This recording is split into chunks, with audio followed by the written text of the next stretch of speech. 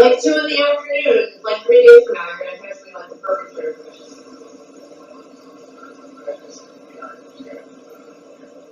Yeah. But that's it. Like, that's the answer.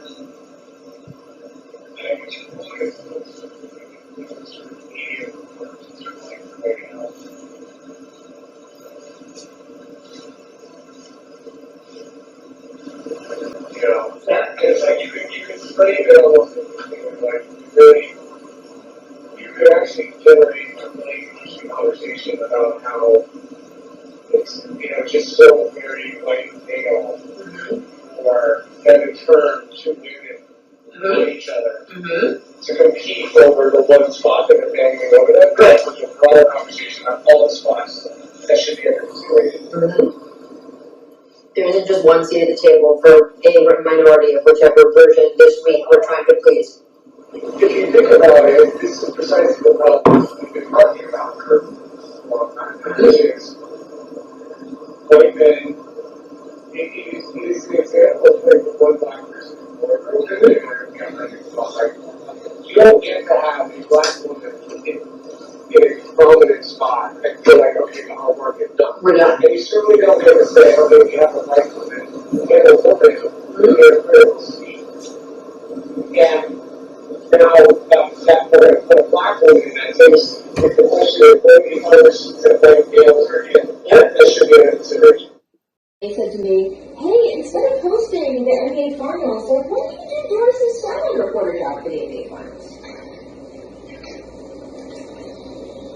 Because guess what that would clear the way for?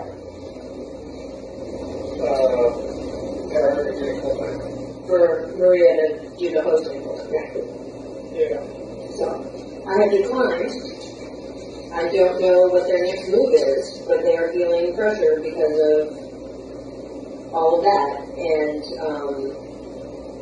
I'm trying to figure out like how to just, my thing is that I wish Maria Taylor all the success in the world.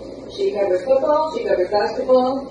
If you need to give her more things to do because you're feeling pressure about your crappy long-time record on diversity, which by the way I myself know personally from the female side of it, go for it.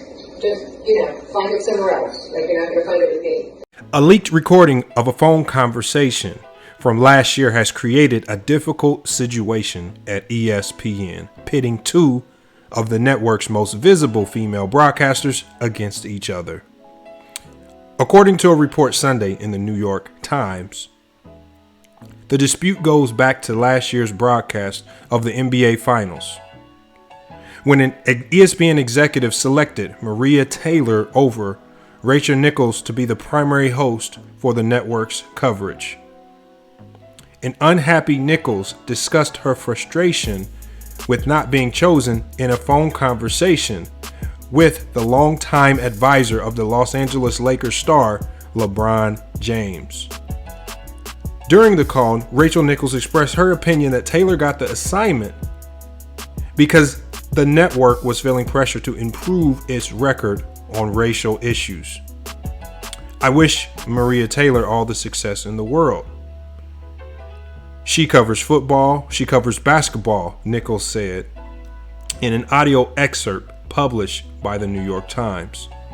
If you need to give her more things to do because you are feeling pressure about your crappy long-time record on diversity, which, by the way, I know personally from the female side of it, go for it. Just find it somewhere else.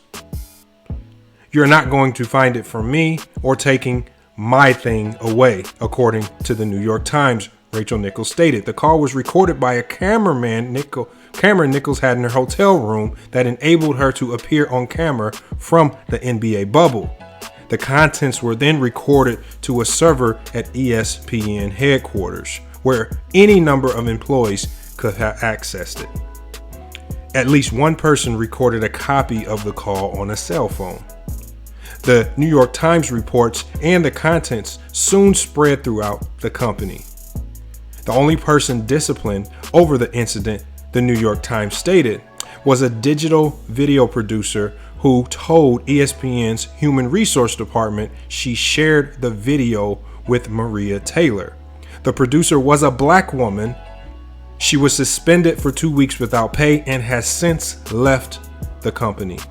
Rachel Nichols explained to the Times she was unloading to a friend about ESPN's process, not about Maria.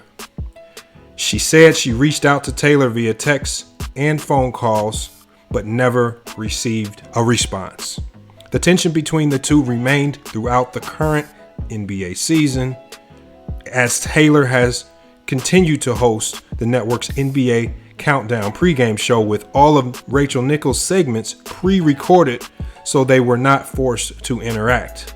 The New York Times also reports that there was a heated discussion among ESPN executives and broadcast personnel on a conference call before the playoffs began in late May. Execs said that if Taylor continued her objection to having Nichols on live, then no reporters would be allowed. During that call, several people, including Countdown's co-host Jalen Rose and Adrian Wojnarowski, expressed their support for Taylor to the point where they considered refusing to appear on air. Ultimately, the network reversed course.